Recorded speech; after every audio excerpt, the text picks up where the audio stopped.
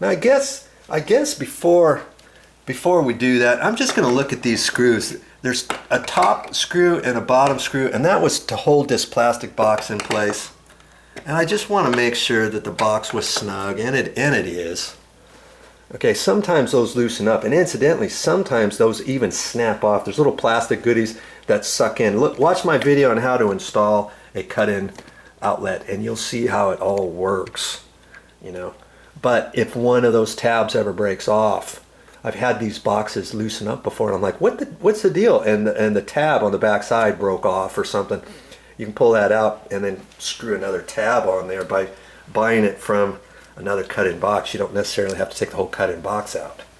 Okay, and so now we're going to go ahead and put this on, and I've got this all situated, so I'm just gonna, I can just hold both of those up in there, and I'm gonna push on there and hold that, and I'm gonna tighten this up.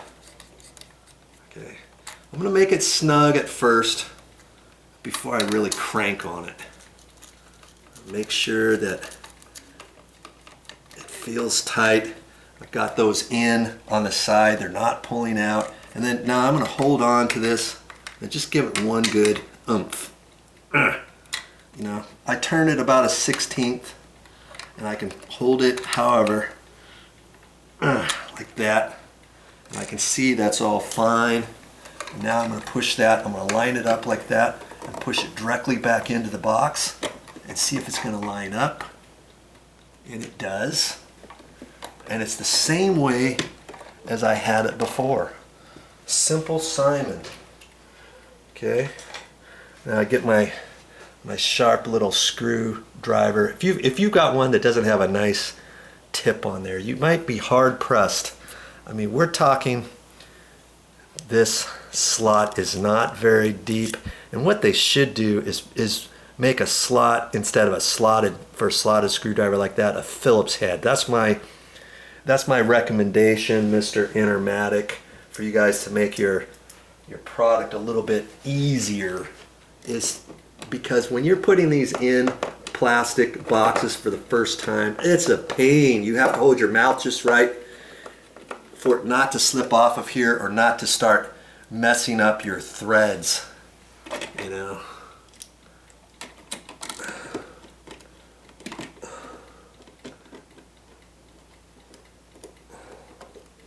Hold your mouth.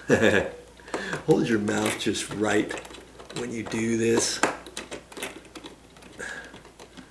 Okay, get it on there nice. See, it's still slipping off, and that's because the screw's not brand new. And I don't know if I used this screwdriver last time. See, I'm already having a hard time. If I was getting any worse than this, I'd have to take that screw out for fear that I couldn't put it in tight all the way, and maybe have to try some other type of screw. But you don't want a screw head that's very thick, because I don't want this edge to stick out any further than it does. Okay, now I line that up nice and straight. Okay, and tighten her down. And it gives you a little bit of a slop in between here, okay? So if you look at that, if your box is not perfectly square or vertical, okay, plumb, and if you see that it's slightly crooked, you can adjust this a little bit. And even if you adjust this a little bit, and let's say it still looks crooked, you could undo these screws here for the cut-in box and actually move the entire cut-in box if you have a little bit of play. If you don't, and you think I need to fix this, you could trim off a little bit of the sheetrock with a sheetrock saw, you know, a sharp one. Just be careful that as you're cutting, you don't lift up the edge and oops, rip the paper out too far or something. Okay, that's it. We're ready for the next step, and the next step is to put this cover plate on. Okay.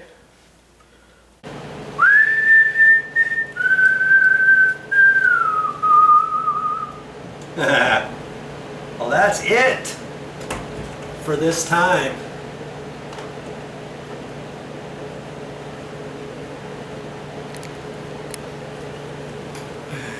But I'll be back with more videos.